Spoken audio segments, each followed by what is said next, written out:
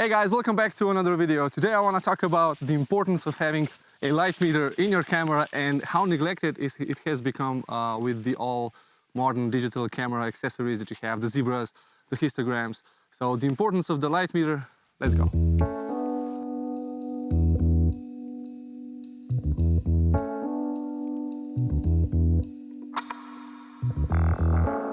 Now, a light meter is one of 5 things that you have to control if you want to take a photo with your camera. 3 are, of course, the ISO, the aperture, and the shutter speed, which control the amount of light coming in and the amount of light needed.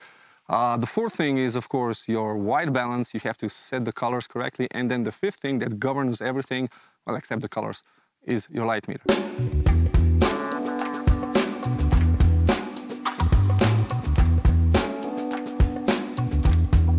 Now, the brilliance behind the light meter is that it doesn't measure absolute values of light. It measures relative values, but relative to what?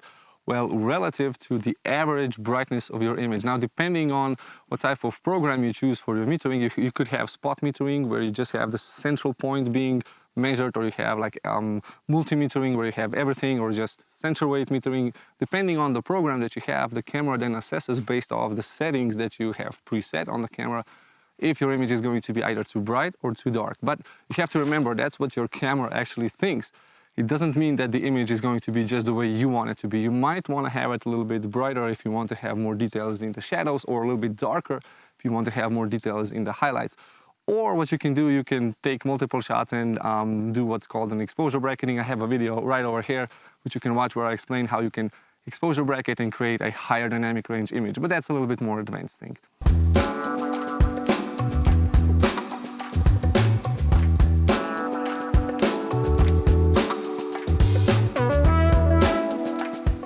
So the units the light meter shows you are not any physical units, they're actually stops of light, which means that the exposure value 0 is kind of the reference. This is what the camera kind of thinks it's okay, and then it shows you how far off to one side or to the other side you are. Now, exposure value of +1 means that you have twice the amount of light that you actually need, and -1 means you have only half the light the camera needs to produce a bright enough image, considering the reference point of exposure value of 0. Now, if you have -2, that means that you have to double the light to get to -1.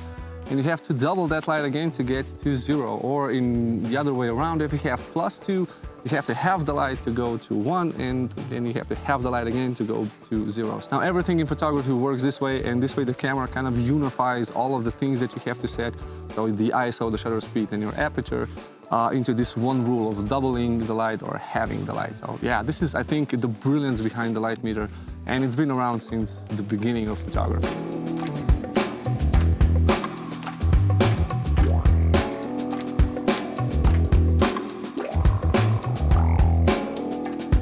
Now imagine a scenario where you wouldn't have a light meter. Your camera would be completely off because you probably took photos in the forest before, and then you went outside, or you were inside, and you know the camera is not calibrated. And if you don't have that light meter, you have no idea how to set the camera. And imagine if you don't have the live preview, if you're using analog film, you really have no idea where the camera is. So the light meter in this way kind of puts you on the way of correcting and setting up the camera the way it's supposed to be, and then you can assess, do you need to maybe go a little bit brighter or a little bit darker.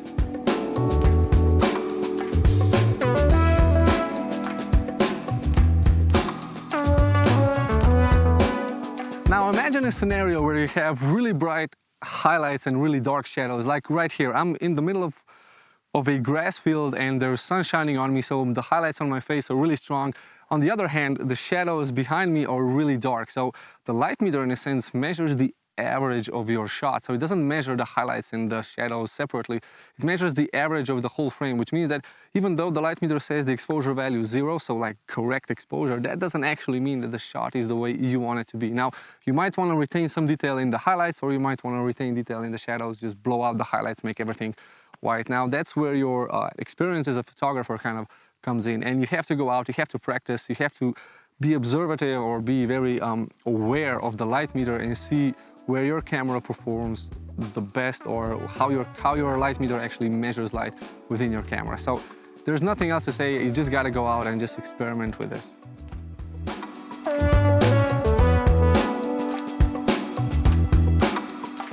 So the light meter, in a sense, you need it, but you don't if you have a modern day digital camera.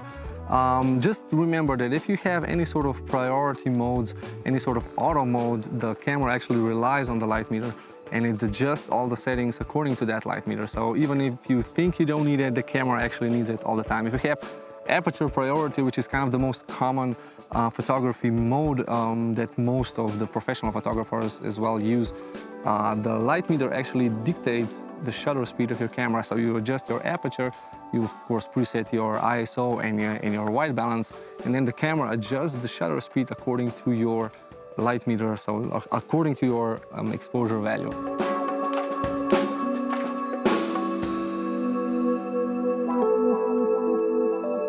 Now, if you guys find this video interesting, I have a whole list of videos right here that's all about learning photography. The bottom video, I don't know what's gonna be because I let YouTube decide for me on that one.